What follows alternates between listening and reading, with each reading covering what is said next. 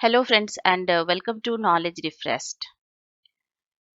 Friends, आज हम जिस टॉपिक पे डिस्कशन करने वाले हैं वो हमारी डेमोक्रेसी का फोर्थ पिलर है, जिसको फोर्थ पिलर ऑफ डेमोक्रेसी कहा जाता है। यस, हम आज न्यूज़पेपर पर, आज हम प्रेस पर डिस्कशन करने वाले हैं। हम डिस्कशन करने वाले हैं कि भारत में न्यूज़पेपर का डेवलपमेंट किस तरह से हुआ था। तो जैसा कि आपको पता ही है कि डेमोक्रेसी का फोर्थ पिलर कहा जाता है न्यूज़पेपर को।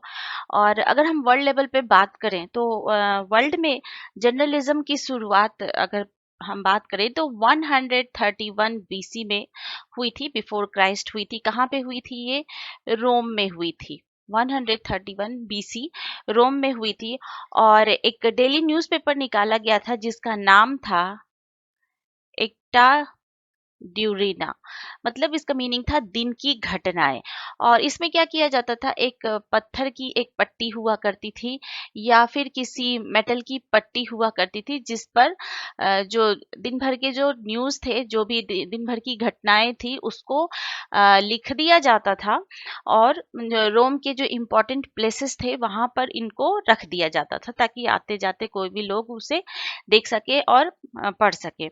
अगर अब हम बात करें प्रिंटिंग प्रेस की, ये तो था कि पत्थर पर और मेटल पर खोद कर लिखा जाता था, खुदाई करके लिखा जाता था। और प्रिंटिंग प्रेस की अगर हम बात करें, प्रिंटिंग प्रेस छापे की मशीन जिसको कहते हैं, इसका जब आविष्कार किया गया, कब किसने किया इसका इन्वेंशन किया जोहान्स गुटेनबर्ग ने किया। किसने किया था? जोहान्स गुटेनबर्ग ने प्रिंटिंग प्रेस का आविष्कार किया था। तो सबसे पहला जो न्यूज़पेपर एज ए रिकॉर्ड माना जाता है कि वर्ल्ड में जो पहला न्यूज़पेपर था वो 1605 में आया और यूरोप में आया। कहाँ पे आया? यूरोप में। और उसका नाम था रिलेशन। क्या नाम था उसका? रिलेशन। पहला न्यूज़पेपर जो रिकॉर्ड के रूप में माना जाता है कि 1605 में यूरोप में आया था, रिलेशन नाम से। अगर हम भारत की बात करें तो अशोका के समय पे भी जो पिलर्स होते थे, अशोका के टाइम पे पिलर्स होते थे या स्तंभ लेख या शिलालेख हुआ करते थे, उस पर भी सारी इंफॉर्मेशन लिखी जाती थी खुदाई करके। और वो भी सभी जगहों पे क्या, एक स्तंभ लेख में पूरे स्तंभ पे लिख दिया जाता था, पत्थरों को जोड़ जोड़ कर ये बनाया जाता था। और अशोका के सारे विचार रहते थे, धम्म के विचार रहते, तो ये भी क्या था, एक तरह से इंफॉर्मेशन ही देना होता था। तो इस तरह से भारत में भी इसका डेवलपमेंट हुआ था, लेकिन अलग रूप में हुआ था। तो प्रिंटिंग प्रेस का जब आविष्कार कर दिया गया जोहान्स गुटेनबर्ग के द्वारा, उसके बाद एक आप जिसको कह सकते हैं कि क्रांति आई, न्यूज़पेपर के क्षेत्र में एक क्रांति आई। और भारत में सबसे पहला जो प्रिंटिंग प्रेस था वो आया था 1556 में, गोवा में आया था। गोवा में आया था प्रिंटिंग प्रेस। कौन लेके आए थे? पोर्तुगीज लेके आए थे। पोर्तुगीज लेकर आए थे। लेकिन अभी यहाँ पर न्यूज़पेपर छपते नहीं थे। प्रिंटिंग प्रेस पोर्तुगीज के द्वारा लेकर आए गए, बट न्यूज़पेपर अभी छप नहीं रहे थे। और जो फर्स्ट जो प्रयास किया गया था वो विलियम बोल्ट के द्वारा किया गया था, जो कि सक्सेसफुल नहीं हो सका था। किसके द्वारा पहला प्रयास किया गया था? विलियम बोल्ट्स के द्वारा किया गया था न्यूज़पेपर के लिए। कब किया गया था? 1766 में। लेकिन ये क्या है कि सक्सेसफुल नहीं हो सका था। इंडिया में मॉडर्न प्रेस की जो शुरुआत होती है वो कहाँ से होती है? बंगाल से होती है। और आपको पता होगा कि 1764 में एक बैटल हुआ था जिसको क्या कहते हैं? बैटल ऑफ बक्सर कहते हैं। जब भी मैं हिस्ट्री की कोई भी क्लास ले रही हूँ तो उसमें बैटल ऑफ बक्सर का मैं जिक्र ना करूं, ऐसा हो नहीं रहा है। तो ये बहुत इंपॉर्टेंट है। आप एक बार जाके, ये वीडियो मेरे चैनल पे अवेलेबल है, उसको जाके जरूर देख लीजिए। बैटल ऑफ बक्सर जो कि 1764 में हुआ था, एंड बैटल ऑफ प्लासी जो कि 1757 में हुआ था। ये दो बैटल आपको मॉडर्न इंडिया में ईस्ट इंडिया कंपनी कैसे भारत में आए एज ए ट्रेडर्स बनके और धीरे धीरे कैसे वो साम्राज्यवाद की ओर बढ़े, इसको समझने में आसानी होगी। तो ये दो वीडियो आप जरूर देखिए, battle of Buxar and battle of Plassey. तो जैसा कि मैंने आपको बताया कि 1764 में क्या हुआ था, बैटल ऑफ बक्सर हुआ, और 1765 में बैटल ऑफ बक्सर में अंग्रेजों की जीत हुई, ब्रिटिशर्स की जीत हुई। और 1765 में क्या हुई थी, ट्रीटी ऑफ इलाहाबाद हुई थी। याद रखिएगा, ट्रीटी ऑफ इलाहाबाद कब हुई थी, 1765 में हुई थी, जिसमें दो ट्रीटी हुई थी। पहली ट्रीटी जो अवध के नवाब शुजा-उद-दौला थे उनके साथ हुई थी, first treaty of Allahabad. And second treaty जो मुगल एम्पायर थे शाह आलम सेकेंड के साथ की गई थी। तो जब शाह आलम सेकेंड के साथ जब सेकेंड ट्रीटी ऑफ इलाहाबाद की गई, तो बंगाल का दीवानी राइट किसको मिल गया, ईस्ट इंडिया कंपनी को मिल गया। अगर मैं बंगाल की बात करती हूँ पहले 1765 के समय, तो बंगाल में उस समय बिहार, बंगाल एंड ओडिशा, ये तीनों इंक्लूडेड थे। अगर मैं जब भी बंगाल बोलूं, आप समझिएगा कि बिहार, बंगाल और उड़ीसा। बाद में आगे चलकर बिहार अलग हुआ, उड़ीसा अलग हुआ, पहले सब बंगाल कहा जाता था। और बहुत ही रिच एंड प्रोस्परस स्टेट हुआ करता था मुगल साम्राज्य का। तो जब बंगाल का क्या मिला, अंग्रेजों को दीवानी राइट मिला। दीवानी राइट का मतलब रेवेन्यू कलेक्ट करने का उनको अधिकार मिल गया, और साथ ही साथ उनको मोनोपोली भी मिली थी बंगाल में। मोनोपोली मिली थी ट्रेड के लिए। तो बंगाल से जब उनको दीवानी अधिकार मिल गया, टैक्स कलेक्ट करने का अधिकार मिल गया, तो वहां पर मिसमैनेजमेंट अंग्रेजों के द्वारा बहुत किया जाने लगा, ईस्ट इंडिया कंपनी के द्वारा बहुत किया जाने लगा। तो इसी बीच भारत में मॉडर्न प्रेस की भी शुरुआत हुई। वो भी कहाँ से हुई, मॉडर्न प्रेस की शुरुआत कहाँ से हुई, बंगाल से ही हुई। और 29 जनवरी 1780 को James Augustus Hickey, Augustus Hickey नाम इंपॉर्टेंट है, याद रखिएगा। जेम्स अगस्टस हिक्की के द्वारा बंगाल गजट, एक वीकली न्यूज़पेपर था, उसका पब्लिकेशन किया गया। क्या नाम था उसका, बंगाल गजट। बंगाल गजट ये वीकली था, न्यूज़पेपर था, और कौन से लैंग्वेज में था, इंग्लिश में था ये। तो जेम्स अगस्टस, सबसे पहला न्यूज़पेपर किसके द्वारा लाया गया, इंपॉर्टेंट है, जेम्स अगस्टस हिक्की के द्वारा लाया गया, जिसका नाम था बंगाल गजट, या ओरिजिनल नेम इसका था कलकत्ता जनरल एडवाइजर। क्या नाम था, कैलकटा जनरल एडवाइजर।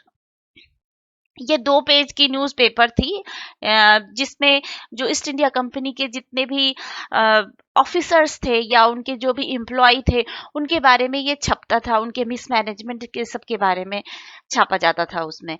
ये 2 पेज का था, याद रखिएगा। और या फिर इसको हिक्की गजट के नाम से भी जाना जाता है, जेम्स अगस्टस हिक्की के नाम पर हिक्की गजट। तो ये सब एक ही न्यूज़पेपर है, बंगाल गजट।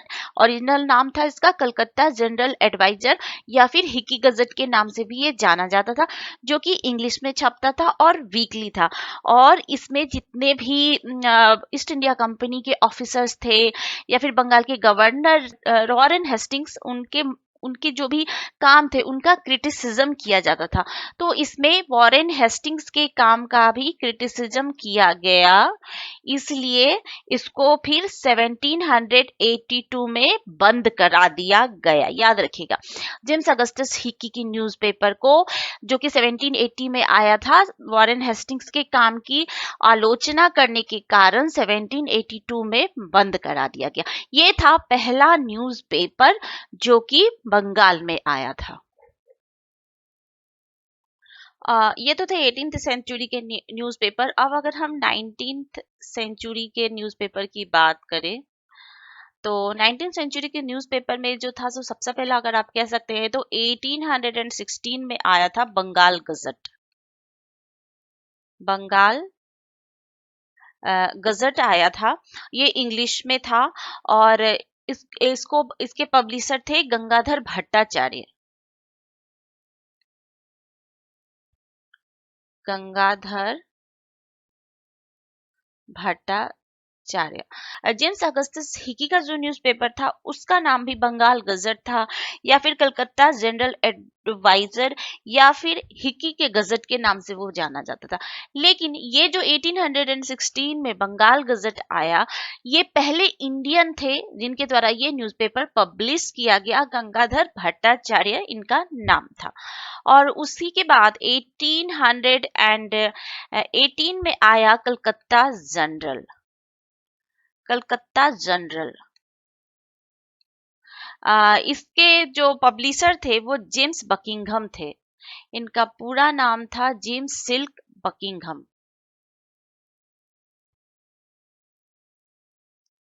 ये नाम बहुत इंपॉर्टेंट है, याद रखिएगा। जेम्स बकिंघम पहले ऐसे व्यक्ति थे जिन्होंने लोकल एरिया के जो लोग थे उनकी समस्याओं को न्यूज़पेपर के माध्यम से लोगों तक पहुंचाया। यानी कि लोकल पीपल के प्रॉब्लम्स को उन्होंने उठाया, और साथ ही साथ जो सोशल रिफॉर्म की भी उन्होंने बात की न्यूज़पेपर के द्वारा। तो जेम्स बकिंघम, याद रखिएगा, नाम इंपॉर्टेंट है। ये पहले व्यक्ति थे जिन्होंने किसे न्यूज़पेपर के द्वारा उजागर किया, लोकल लोगों की समस्याओं को, लोकल पीपल के प्रॉब्लम्स को ये लेकर आते थे और उनकी लाइफ को लेकर आते थे। और साथ ही साथ सती प्रथा के खिलाफ भी जेम्स बकिंघम ने आंदोलन किया था। और ये पहले व्यक्ति थे जिन्होंने सोशल रिफॉर्म और फ्रीडम ऑफ प्रेस दोनों पर काम किया। Social reform and freedom of press. इनका कहना था कि समाज में भी क्या होने चाहिए, जो भी कुरीतियां हैं उनको दूर करना चाहिए। न्यूज़पेपर से ये लेकर आते थे। और साथ ही साथ ये भी उन्होंने फोकस किया इस बात पे कि प्रेस क्या होना चाहिए, फ्री होना चाहिए, उस पर किसी भी तरह का अंकुश सरकार के द्वारा नहीं लगना चाहिए। और इसीलिए जेम्स बकिंघम को father of true Indian journalism के नाम से भी जाना जाता है। अगर आपसे पूछे कि who was the father of true Indian journalism, तो वो थे जेम्स बकिंघम। और उसके बाद हम बात करते हैं राजा राम मोहन राय की। राजा बहुत इंपॉर्टेंट नाम है, राम मोहन रॉय। 1822 में इनके दो न्यूज़पेपर आए थे। पहला तो संवाद कौमुदी, संवाद कौमुदी, ये किस में था, बंगला में था, बंगाली लैंग्वेज में था। और दूसरा था मिरातुल, मिरातुल अखबार था, ये फारसी में था। तो फारसी में क्यों था, क्योंकि उस समय मुगल साम्राज्य चल रहा था 1822 में। तो मिरातुल अखबार उन्होंने फारसी में लेकर आया। और क्योंकि ये बंगाल से पब्लिश होता था तो वहाँ की मेजोरिटी ऑफ पीपल थे बंगाली बोलने वाले और समझने वाले थे, तो संवाद कौमुदी बंगला में आया था। और राजा राम मोहन राय के बारे में मैं थोड़ा सा आपको बता दूं कि राजा राम मोहन राय को राजा की उपाधि किसने दी थी, अकबर सेकंड ने दी थी। राजा राम मोहन राय को राजा की उपाधि अकबर सेकंड के द्वारा दी गई थी, याद रखिएगा। और अब हम बात करते हैं कि फर्स्ट हिंदी न्यूज़पेपर के बारे में। ये तो था, या तो बंगला में सारे न्यूज़पेपर छपे या फिर इंग्लिश में छपे थे। अब पहला हिंदी का न्यूज़पेपर कौन था, तो पहले हिंदी न्यूज़पेपर का नाम था उदंड मार्तंड। उदंड मार्तंड पहला हिंदी न्यूज़पेपर था, उदंड मार्तंड। ये आया था 30 मई 1826 को। ये भी कलकत्ता से आया था, कलकत्ता से आया था। और इसको निकालने वाले थे युगल किशोर शुक्ला। युगल किशोर शुक्ला, याद रखिएगा। पहला हिंदी न्यूज़पेपर था उदंड मार्तंड, जिसके मालिक थे या फिर प्रकाशक कौन थे, युगल किशोर शुक्ला थे, याद रखिएगा, इंपॉर्टेंट। और 1822 में फरदौंजी मर्ज़बान के द्वारा बॉम्बे समाचार का पब्लिकेशन किया गया। फरदौंजी मर्जबान के द्वारा बॉम्बे समाचार। क्या नाम था न्यूज़पेपर का? बॉम्बे समाचार। याद रखिएगा, इंपॉर्टेंट है। जितने भी न्यूज़पेपर का नाम है और उसके पब्लिशर कौन थे, कि कौन उसके ओनर्स थे। पहले समय में क्या होता था, जो ओनर होते थे वही उसके पब्लिशर भी हुआ करते थे। तो मैचिंग के लिए भी आ सकता है एग्जाम में कि मैच करें, या फिर ऐसे पूछ सकते हैं कि बॉम्बे समाचार का पब्लिकेशन किसके द्वारा किया गया था या कौन से साल में किया गया था। तो 1822 में फरदौंजी मर्जबान के द्वारा किया गया था। और इसी तरह 3 नवंबर 1838 को द टाइम्स ऑफ इंडिया का फर्स्ट पब्लिकेशन हुआ था। नाम है द, अभी भी आता है newspaper, the times of India. इसका फर्स्ट एडिशन आया था। और इसका नाम था the Bombay times and journal of commerce. The Bombay times and journal of commerce, journal of commerce. याद रखिएगा कि द टाइम्स ऑफ इंडिया का पहले क्या नाम था? बॉम्बे टाइम्स नाम था। और दो बहुत ही इंपॉर्टेंट न्यूज़पेपर हैं जिसके बारे में अक्सर एग्जाम्स में आते हैं, उसमें से एक है अमृत बाजार पत्रिका। अमृत बाजार पत्रिका शिशिर कुमार घोष के द्वारा निकाला गया था। शिशिर कुमार घोष। और दूसरा एक और न्यूज़पेपर है सोम प्रकाश। ये दो न्यूज़पेपर से अक्सर एग्जाम में क्वेश्चन आते हैं। ईश्वर चंद्र विद्यासागर। तो एक एग्जाम में हमेशा वनडे एग्जाम में एक क्वेश्चन आता है कि वर्नाकुलर प्रेस एक्ट जो कि लिटन के द्वारा लाया गया था 1876 में, तो किसको बैन करने के लिए, किसको रोक लगाने के लिए लाया गया था? तो वो अमृत बाजार पत्रिका को रोक लगाने के लिए लाया गया था। अमृत बाजार पत्रिका बंगाली में छपती थी। ये जो न्यूज़पेपर है वो बंगला में आता था। तो vernacular press act, vernacular press act किसके द्वारा लाया गया था? 1876 में लिटन के द्वारा लाया गया था।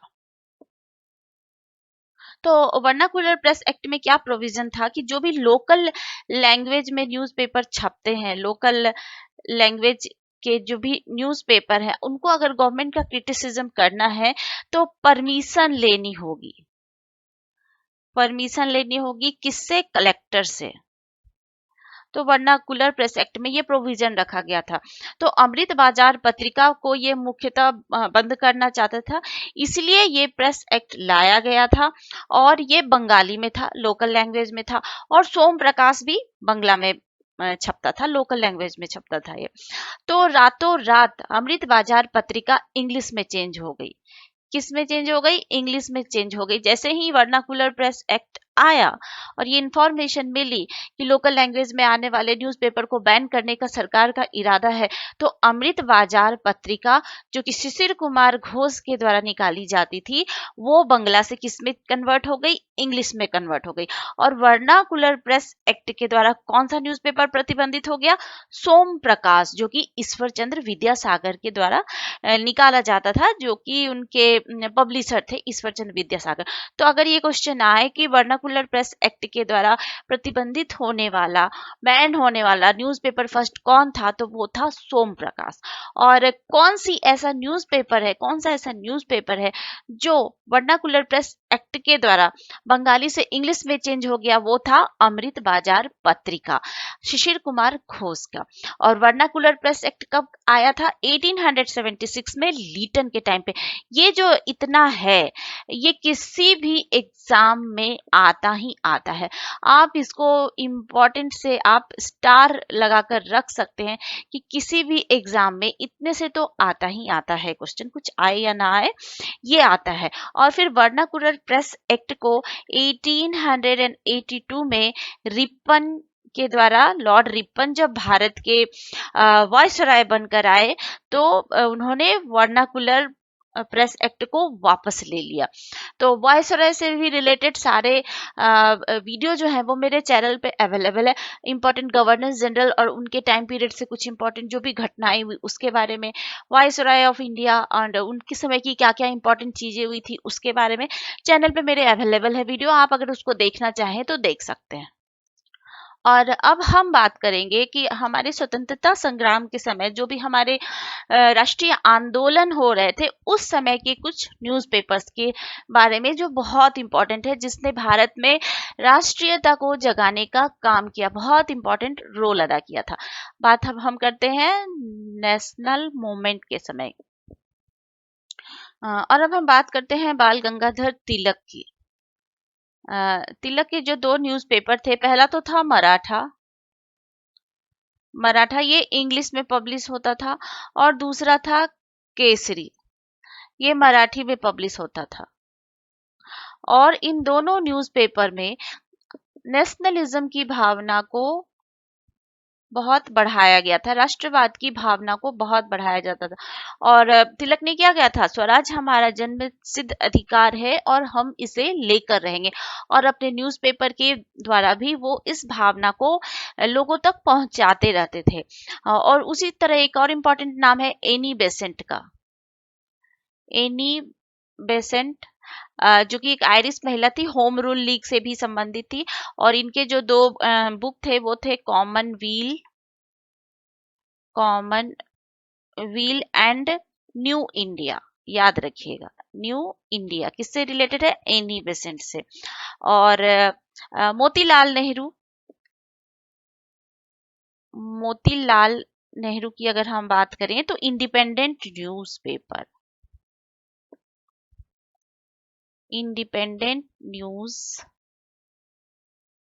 पेपर। और गदर लाला हरदयाल एंड सोहन सिंह भकना के द्वारा निकाला जाता। और एक और न्यूज़पेपर जो बहुत इंपॉर्टेंट है, आज भी ये न्यूज़पेपर आता है और यूपीएससी के एग्जाम के लिए और या जो भी सिविल सर्विसेज के एग्जाम के लिए ये काफी इंपॉर्टेंट है। ये 1878 में पब्लिश हुआ द हिंदू है।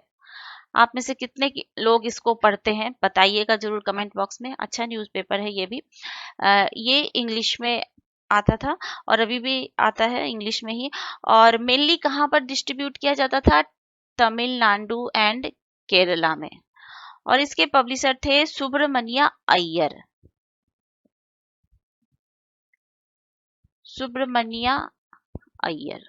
इसमें सरकार के जो भी नीतियां थी उनका क्रिटिसिज्म किया जाता था। और एक और है नेशनल हेराल्ड न्यूज़पेपर, ये जवाहरलाल नेहरू के द्वारा निकाला गया था। तो ये कुछ इंपॉर्टेंट न्यूज़पेपर हैं जो कि मैंने आपको बताया 18th सेंचुरी की, 19th सेंचुरी की। और फर्स्ट जो न्यूज़पेपर था जेम्स अगस्टस हिकी का, वहां से शुरुआत हुई थी। और आज आप देखिए तो कितने सारे न्यूज़पेपर हैं भारत में जो लोगों की भावनाओं को उजागर करने का काम करते हैं। जो भी समाचार है हम कहाँ से जानते, पहले तो जब रेडियो नहीं था या फिर टीवी नहीं थे, अभी तो मोबाइल का भी जमाना आ गया, तो मोबाइल से भी सारे न्यूज़ तुरंत मिल जाया करते हैं। जो आप कहें कि आसानी से लोगों तक पहुंच होती, लेकिन पहले के जमाने में इतना आसान नहीं था। कैसे एक पत्थर पे लिखने से शुरुआत हुई, फिर मेटल पर लिखने की शुरुआत हुई गुटेनबर्ग के द्वारा, फिर प्रिंटिंग प्रेस का आविष्कार किया गया और फिर पेपर्स पे छपना शुरू हुए। वो धीरे धीरे आगे चल के डेवलपमेंट हुआ न्यूज़ का। और फिर रेडियो में पब्लिकेशन होने लगा न्यूज़ पब्लिश होते थे रेडियो पे, फिर टीवी पे पब्लिश होने लगे। अब तो 24 आवर भी सारे न्यूज़ चैनल पे न्यूज़ आते हैं। फिर अभी आप देखें तो इंटरनेट का जमाना है। न्यूज़ जब कहीं पे कोई भी घटना हुई और कुछ ही मिनटों में भी नहीं, कुछ ही सेकंड में आपको वो सारी न्यूज़ मिल जाएंगे। तो कितना विकास हुआ, लेकिन इसकी शुरुआत कैसे हुई थी ये जानना भी बहुत जरूरी होता है। किसी भी चीज की शुरुआत होती है तभी उसमें क्या होता है, बदलाव आते हैं और विकास भी होता है। तो इस तरह से न्यूज़पेपर्स का डेवलपमेंट हुआ भारत में भी हुआ, धीरे धीरे करके हुआ। और ये जो न्यूज़पेपर थे भारत में, जितने भी नेशनल मूवमेंट थे, उसमें राष्ट्रीयता की भावना को जगाने में न्यूज़पेपर ने अहम रोल अदा किया। जितने भी हमारे लीडर्स थे, उनके द्वारा पब्लिश जितने भी न्यूज़पेपर थे, चाहे वो तिलक के हों या एनी बेसेंट के हो, महात्मा गांधी के न्यूज़पेपर हो, सबके द्वारा जनता की भावनाओं को उजागर करने का काम किया जाता था। और साथ ही साथ अंग्रेजी शासन के जो भी ड्रॉबैक्स थे, कुरीतियां थी, और उनके अंग्रेजों के द्वारा जो शोषण किए जाते थे, वो किस में छप कर आते थे? न्यूज़पेपर में छप कर आते थे। तो इस तरह से भारत में न्यूज़पेपर का डेवलपमेंट हुआ, जो मैंने आपको बताया। और 1946 में प्रेस ट्रस्ट ऑफ इंडिया की स्थापना की गई थी। 1946 में PTI press trust of India का गठन किया गया था। ये तो न्यूज़पेपर के बारे में हमने बात किया। अब सरकार के द्वारा समय समय पर न्यूज़पेपर को नियंत्रित करने के लिए, उनको रेगुलेट करने के लिए एक्ट भी लाए गए। अब हम थोड़ा सा उस पर डिस्कशन कर लेते हैं। तो 1799 में censorship of the press act लाया गया था। वेलेस्ली एंड वॉरेन हेस्टिंग्स के टाइम पे ये आया था, लेकिन इसको बहुत स्ट्रिक्टली फॉलो नहीं किया गया, और ये उतना कड़ाई से लागू नहीं हुआ। और उस समय 1799 पे अगर हम बात करें, तो न्यूज़पेपर उतने डेवलप भी नहीं थे। और 1799 में पहला न्यूज़पेपर कौन सा आया? Censorship of the press act 1799। फिर लाइसेंसिंग रेगुलेशन एक्ट आया 1823 का। इंपॉर्टेंट जो है मैं बस वही बताऊंगी। इसमें क्या है कि गवर्नमेंट से लाइसेंस लेना होता था न्यूज़पेपर को, और गवर्नमेंट के पास ये अधिकार था कि वो न्यूज़पेपर के लाइसेंस को रद्द भी कर सकती थी। राजा राम मोहन राय ने इसका विरोध किया और पिटीशन कोर्ट में भी दिया, जो कि डिसमिस कर दिया गया। और बाद में लॉर्ड विलियम बेंटिक ने भी इसको कंटिन्यू रखा था। Licence regulation act 1823। अब है मेटकॉफ प्रेस एक्ट 1835 का। चार्ल्स मेटकॉफ, जिनको भारत में प्रेस का मुक्तिदाता, the liberator of the Indian press के नाम से भी जाना जाता है। याद रखिएगा, भारत में प्रेस के मुक्तिदाता के नाम से किसे जाना जाता है? चार्ल्स मेटकॉफ को जाना जाता है। वो प्रेस को फ्री रखना चाहते थे। तो ये इंपॉर्टेंट है। एंड मेटकॉफ प्रेस एक्ट कब आया था? 1835 में आया था। और 1857 में लाइसेंसिंग एक्ट आया था। कैनिंग के टाइम पर ये आया था।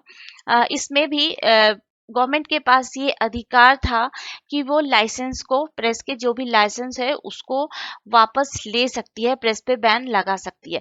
और फिर वर्नाकुलर प्रेस एक्ट आया लॉर्ड लीटन के टाइम पर 1878 में, जिसमें क्या प्रोविजन थे कि जो भी लोकल लैंग्वेज में न्यूज़पेपर आएगी, उसको अगर सरकार के खिलाफ कोई क्रिटिसिज्म लिखना है तो पहले कलेक्टर से परमिशन लेनी पड़ेगी। तो इसका मेन जो मोटिव था, अमृत बाजार पत्रिका को बैन करना था, जो कि बंगला में छपती थी। लेकिन वर्नाकुलर प्रेस एक्ट के आते ही रातों रात अमृत बाजार पत्रिका किस में कन्वर्ट हो गई? बंगाली से इंग्लिश में कन्वर्ट हो गई। और उसकी जगह पे कौन सा न्यूज़पेपर इसके हत्थे चढ़ गया? सोम प्रकाश, याद रखिएगा। और वर्नाकुलर प्रेस एक्ट को रिपन के द्वारा वापस ले लिया गया, रिपील कर लिया गया। और जो नेक्स्ट एक्ट लाया गया था, इंडियन न्यूज़पेपर एक्ट 1908 का, जो हमारे एक्सट्रीमिस्ट नेशनलिस्ट थे, यानी कि गरम दल के जो भी राष्ट्रवादी नेता थे, उनको कंट्रोल करने के लिए ये एक्ट लाया गया था। और साथ ही साथ अगर कोई लोकल गवर्नमेंट को ये अथॉरिटी दी गई थी कि कोई भी इस तरह का कोई डिक्लेरेशन अगर न्यूज़पेपर में किया जाए जो सरकार के खिलाफ हो, तो वो न्यूज़पेपर को और उसके पूरे प्रिंटिंग प्रेस को जब्त कर सकती थी, और इसके खिलाफ 15 दिन के अंदर हाई कोर्ट में अपील किया जा सकता था। नेक्स्ट था इंडियन प्रेस एक्ट 1910 का, जिसमें एज ए सिक्योरिटी रजिस्ट्रेशन के समय मिनिमम 500 एंड मैक्सिमम 2000 लेने का प्रोविजन रखा गया था। और साथ ही साथ 2 कॉपीज उनको देने होते थे अगर इस तरह का कोई ऑफेंड क्रिएट किया गया है तो। और साथ ही लाया गया डिफेंस ऑफ इंडिया एक्ट 15 का। और आपको पता होगा कि जब फर्स्ट वर्ल्ड वॉर चल रहा था 1914 टू 18, तो डिफेंस ऑफ इंडिया एक्ट 1915 लाया गया रिस्ट्रिक्शन लगाने के लिए प्रेस की फ्रीडम पर। और साथ ही साथ जो भी पॉलिटिकल कोई एजिटेशन चल रहे हैं उसको दबाने के लिए। और इंडियन प्रेस इमरजेंसी एक्ट 1931 का आया। सिविल डिसोबीडियंस मूवमेंट, सविनय अवज्ञा आंदोलन भारत में चल रहे थे, उसको कंट्रोल करने के लिए, उससे रिलेटेड न्यूज़ को कंट्रोल करने के लिए। तो ये सारे इम्पोर्टेंट एक्ट थे जो कि सरकार समय समय पर लेकर आई न्यूज़पेपर को कंट्रोल करने के लिए, ताकि भारत में जो बढ़ती हुई राष्ट्रीयता की भावना थी उसको दबाया जा सके। तो इस तरह से हमने देखा कि भारत में किस तरह से न्यूज़पेपर का डेवलपमेंट हुआ और किस तरह से उसको कंट्रोल करने के लिए एक्ट भी सरकार के द्वारा लाए गए। और पहले ही मैंने आपको बताया 1946 में प्रेस ट्रस्ट ऑफ इंडिया का गठन किया गया था। तो आई होप आपको न्यूज़पेपर से रिलेटेड जितनी भी इंफॉर्मेशन है वो मिल गई होंगी। आप वीडियो को एक बार देखिए, 2 बार देखिए, और उसके बाद आपके पास जो भी अवेलेबल बुक है जो इस टॉपिक को कवर करता है उसको जरूर पढ़िए। 1-2 बार किसी भी चीज को रिवाइज करने से, किसी भी टॉपिक को 1 या 2 बार रिवाइज करने से हमारी जो कॉन्सेप्ट है क्या होते हैं ना, क्लियर हो जाते हैं। फिर एग्जाम में अब जब आप बैठेंगे तो आपको कंफ्यूजन क्रिएट नहीं होगा किसी तरह का। तो आई होप आपको ये वीडियो पसंद आया होगा। अगर वीडियो आपको पसंद आता है तो दोस्तों के बीच शेयर जरूर कीजिए, लाइक कीजिए एंड सब्सक्राइब जरूर कीजिए। Thank you so much for watching.